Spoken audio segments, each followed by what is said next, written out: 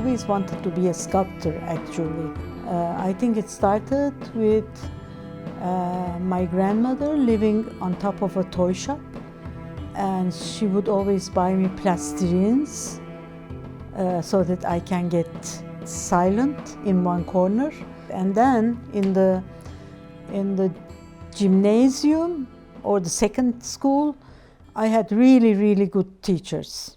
And I had one teacher from Istanbul. She was a ceramic artist, but she made us do all kinds of materials. She made us use everything: glass, ceramics, metal, everything. It was not like an art class, but it was like everything you could find in the garden, everything. And she was such a good teacher that she inspired me a lot. When you finish the school, there's nothing to do in Istanbul. At the time when I was young and I tried to do things, but there was no gallery. Yes, there were galleries, but they were only showing paintings. And there were no critics, and there was nobody who wanted anything from us. So I fell into a void, but we were a group of artists who were thinking and doing the same kind of things. And every year we made 1 or 2 exhibitions with our own money, with our own possibilities. And in Istanbul, these exhibitions became so popular all of a sudden that people were waiting in line. So we understood that people were hungry for that kind of art. This phenomena in Istanbul, that there was nobody asking us for things and nobody writing about us, nobody interested in us, except for the young people who were coming to our exhibitions. I felt totally free. I have a idea of freedom that comes from that, and I'm always grateful for that. That I felt so free because I didn't have to tell anybody what I am doing. You know, they didn't like it anyway. They didn't care for it anyway. So nobody was inviting us to any exhibition. So it was a total freedom.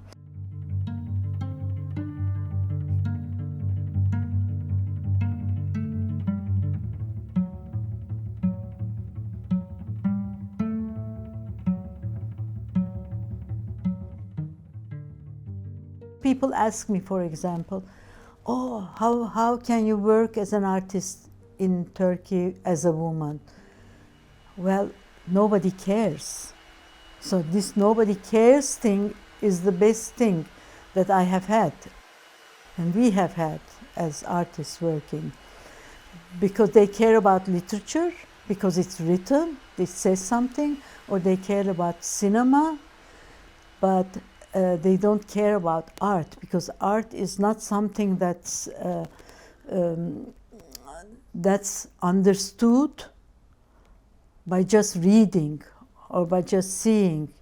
Art is something very abstract, and because they had no idea about that, and because they thought it's not dangerous, so I could work very well.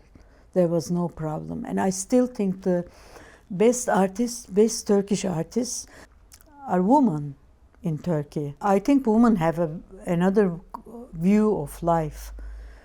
That's why women are doing a lot of things, and all these curiosity gives women more talent for life, for living a life, and I think that's why it's about women in general.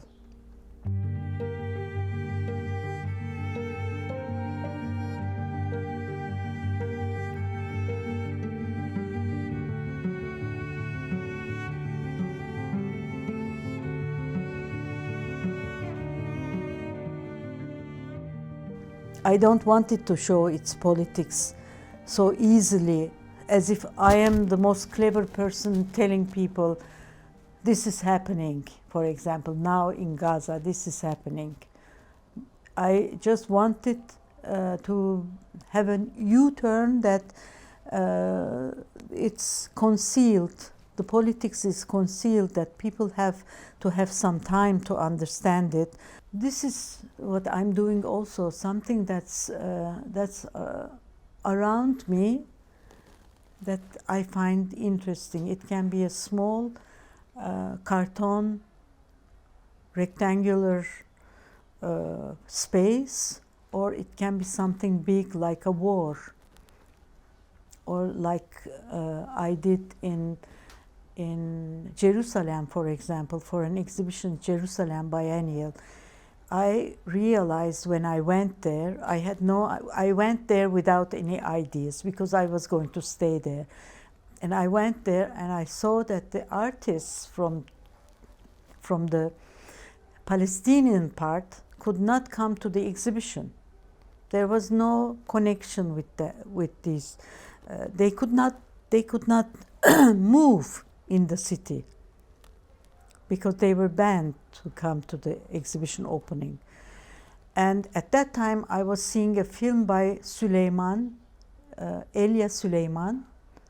I had seen one film by Elia Süleyman that showed a card rack in the city of Jerusalem turning around because it was so windy. It was turning around, making a sound. And this affected me very much, that the air could go everywhere, but people could not go. So I put huge orange balls in the space where we had the exhibition. It was an outdoor space. And I saw that there was wind, and the balls were running inside the other works of art.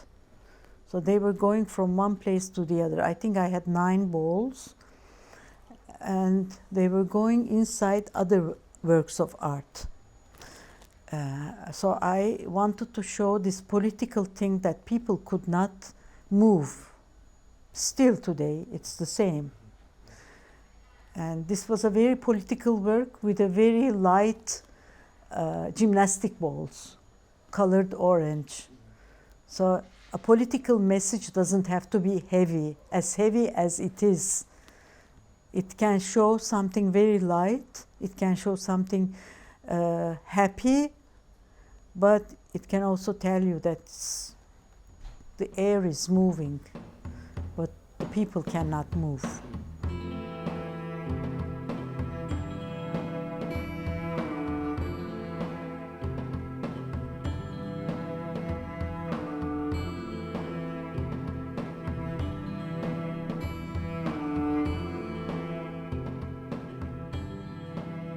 The work is that I made an underwater bridge from one side of a dead-end water river to the other side of the river. So people would walk on water. And when they walked on water, they had to walk slowly. It was like a pilgrimage. They could not walk fast in water, as you know. So it was like all of a sudden, the whole pace of the people, when they went on that bridge, which was not seen, it was under the water, it looked as if they were walking on the water, the pace of the people went down. So all of a sudden, there were 2 parts. Once people were walking fast, and then they came here and they started walking very slowly. It was very much like a pilgrimage, and of course it had to do with religion. It had to do with the people who are refugees. It had to do with making 2 parts of the city meet. That would have been too long to go. There was something that made it easier for them, but it was very slow. And this slowness was what I wanted to show. I think about the space a lot. I think this also comes from those exhibitions we made after we finished the school with my friends, with my artist friends, that we had no space. So we had to find a space for ourselves. So space occupies a very important part in my work. When I'm invited, I also think a lot about the space, that the space has to offer me something, or what the space is waiting for. What is important for that space? Sometimes when I bring nothing to the space, there are some exhibitions like that, that I just use what is in the space. That's when I feel most successful as an artist, that I'm not bringing anything, that I'm using what the space offers. Or I can be very, very very aggressively feeling the space also. It's always changing. I don't have a really, I have a hidden style, but I don't have a visual style, because I am very greedy in working with lots of materials. So if there's something new coming out, I want to try that also. In Venice, what they gave me as place was just close to the canal. It was the only place that had a window. And I knew that from that window I could reach the canal. And when you reach the canal, what do you reach? Water. And then from that water comes the idea that I test the canal and change it, turn it into drinking water. Therefore, I tried with the curator, together with the curator, we tried to find machines that do this.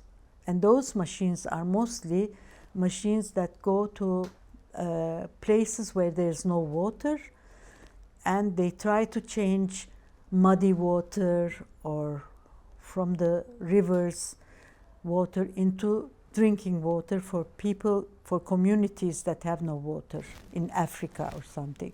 So we found one vehicle, and we had the know-how from these people. They knew how to make it, and we just lengthened the pipes of this machine. We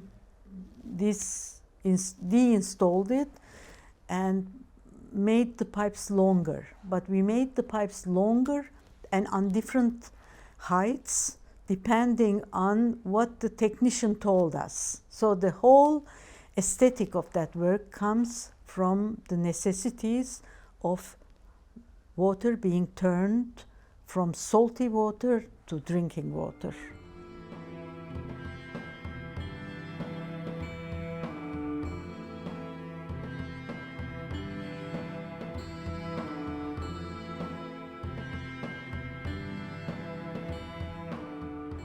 Don't show your signatures. I hate signatures.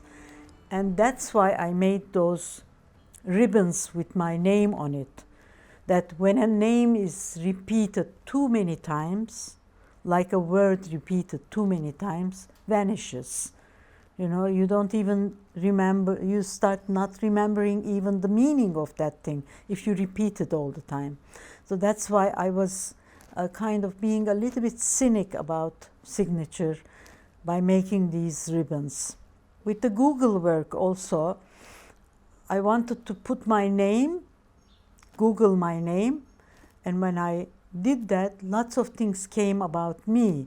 But then it went from my name to another Ayşe, or it went from my name to an exhibition that I had made together with an artist, another artist, or it went to a woman who was killed with the name of Ayşe, for example, by the police. So there were lots of sociological, political, and artistic pictures that came together with my name. As it went to the end of the list, it just deserted me. So my name was not there anymore. I was not there anymore. It was lots of things that are happening in the society that has a small, small relation to me maybe. Either it's in the same city or it's a woman wearing the same kind of shirt like me, you know, simple things. And this is what I like, that the word disappears when you repeat it too much, and when you repeat the image too much, also it disappears. I like this disappearance. Why? Of the name, because